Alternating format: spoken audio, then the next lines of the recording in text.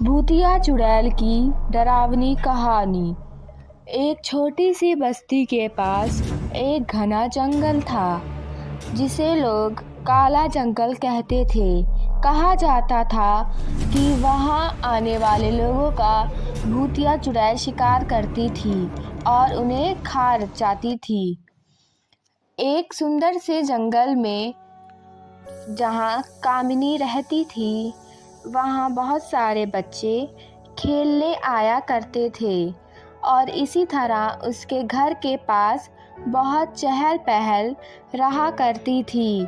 वे सारे बच्चे प्रतिदिन खूब मस्ती करते थे। एक दिन कामिनी अपने घर पर चारपाई पर बैठी रोहन के बारे में सोचती थी, जिसे वह बहुत प्रेम करती थी। और अचानक वहाँ पर रोहन आ जाता है और दोनों बातें करते हैं और फिर अचानक दोनों में बहस हो जाती है और रोहन को गुस्सा आ जाता है। तभी रोहन कामिनी को इतना मारता है कि वह मर जाती है और वह वहाँ से भाग जाता है।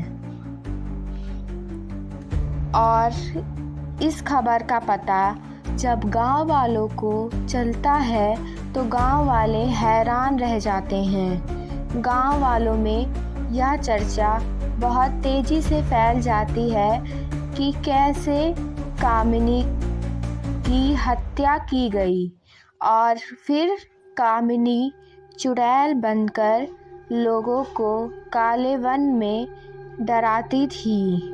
वह वहाँ पे लोगों का शिकार करती थी और लोगों को खा जाती थी। बहुत सारे लोग वहाँ पर गए लेकिन वापस नहीं आ सके। एक दिन एक तांत्रिक उस काले जंगल में गया और उसको तंत्र विद्याएं आती थीं, लेकिन कामिनी ने उसकी हत्या भी कर दी। इसी प्रकार ऐसा चलता रहा। प्रतिदिन कोई ना कोई मारा जाता था और यह चर्चा गांव में तेज़ी से फैलने लगी कि एक काले वन में एक चुड़ैल आ गई है जो प्रतिदिन किसी न किसी की शिकार करती है। और यह चर्चा बहुत तेज़ी से पूरे गांव में फैलने लगी और लोगों में डर का माहौल बन गया। एक दिन रमेश नाम का एक नौजवान लड़का, जो इन बातों को मजाक समझता था और अपने दोस्तों से बातें करके उसका मजाक बनाता था, उस जंगल की तरफ चल पड़ा।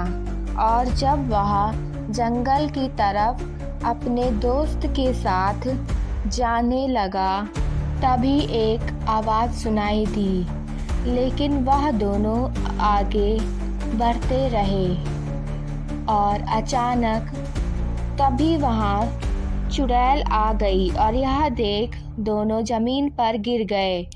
उस चुड़ैल ने उन दोनों की भी हत्या कर दी और इसी प्रकार सभी गांव वालों की हत्या होती रही। चुड़ैल एक एक कर उनको मारती रही। अगले दिन गांव वालों को जंगल के पास सिर्फ एक चिथड़ा लाश मिली। कोई नहीं समझ पाया कि रमेश के साथ क्या हुआ, लेकिन तब से किसी ने भी जंगल में कदम रखने की हिम्मत नहीं की और चुड़ैल आज भी वहाँ शिकार की तलाश में इधर उधर भटक रही है। स्टोरी पसंद आई हो तो लाइक, कमेंट और सब्सक्राइब करें।